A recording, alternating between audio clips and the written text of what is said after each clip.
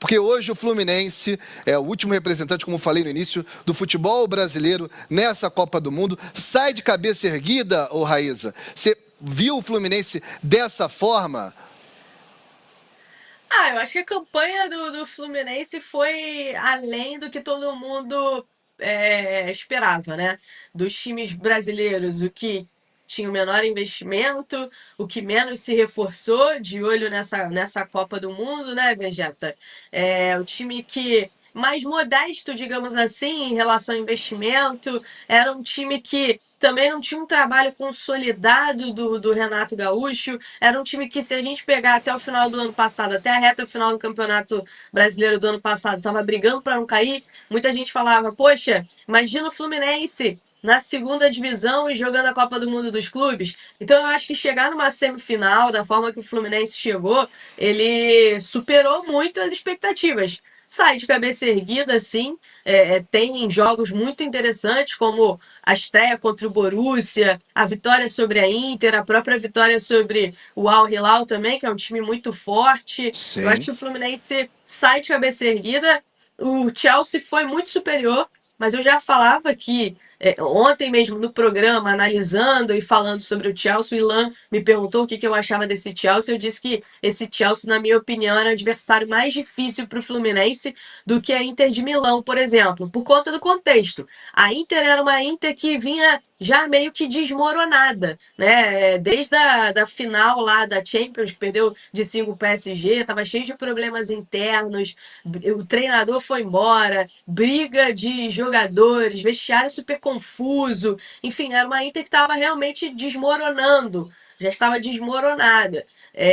O Chelsea não, o Chelsea o contrário. O Chelsea, na minha opinião, foi um time que foi encorpando ao longo da competição, né? Ao longo dessa Copa do Mundo dos Clubes, foi um time que foi crescendo. E aí, por coisas do destino, né? O torcedor do Flamengo queria muito vencer o Chelsea, foi uma grande vitória em cima do Chelsea na primeira fase, mas uma vitória que colocou ali os caminhos, mudou um pouco a rota dos caminhos. O Flamengo e o torcedor do Flamengo imaginava que uma vitória sobre o Chelsea facilitaria os caminhos diante de uma chave, mas foi o contrário. Para o Chelsea, uma derrota para o Flamengo acabou colocando o Chelsea numa chave mais acessível, digamos assim, para o Chelsea, uma chave em que permitiu que o Chelsea fosse crescendo ao longo da competição.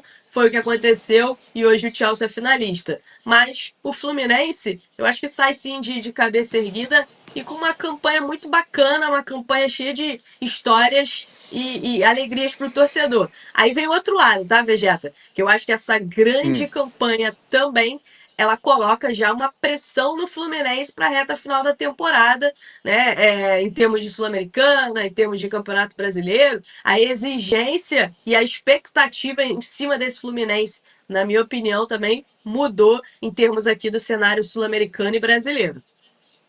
Tô contigo nessa, Raíza. E só lembrando, claro, o titular 10 e faixa, que bota a Raíza para fazer gol aqui sempre, o paparazzo, o cara, José Ilan, apresentador aqui do Placar Aberto, está neste momento ainda nessa etapa tricolor entusiasta da vida dele, né? Cobrindo, né? Tá numa grande fase no X, o Ilan, e daqui a pouco vai vir com força total aqui no Placar Aberto para trazer opinião sempre marcante dele aqui pra gente. Agradecendo também a galera do Rio de Janeiro, a Fernanda do Corte, o pessoal da Diz TV, a Poli, o Gabriel e, é claro, o Pítio. O Pítio tá me operando aqui, ô Pítio. Qual é, cara? Vamos lá, entrosamento também. Ô Medeiros, eu acho que esse Chelsea, a Raíza falou muito bem, mas esse Chelsea aí teve um reforço incrível, que é o João Pedro, cara.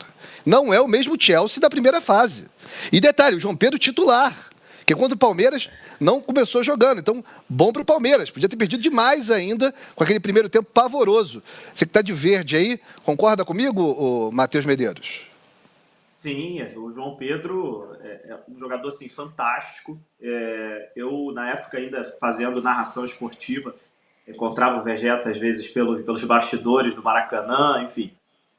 Lá em 2019, né, eu cheguei a fazer alguns jogos do Fluminense, né? Eu fiz, se eu não me engano, Fluminense e Atlético Nacional na Sul-Americana, com 2 gols do João Pedro.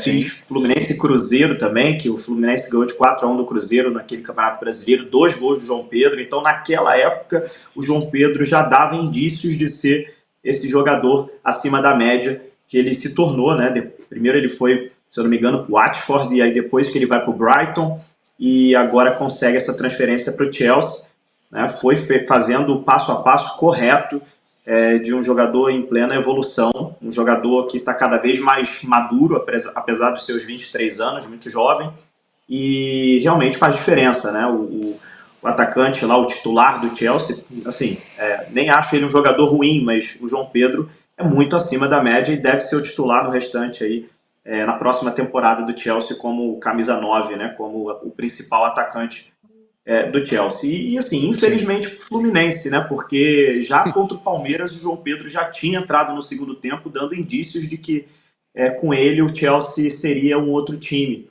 um time muito mais letal, né? Eu achei que o Fluminense teve oportunidades no final do primeiro tempo até de empatar a partida. Tem um lance do pênalti que a torcida do Fluminense está reclamando bastante. A gente talvez deve falar sobre isso por aqui, um pouco, né? Se foi ou não. Mas eu achei, em relação ao Chelsea, assim, eu tenho um amigo que falou que o Chelsea pegou no tranco dentro dessa Copa do Mundo de Clubes.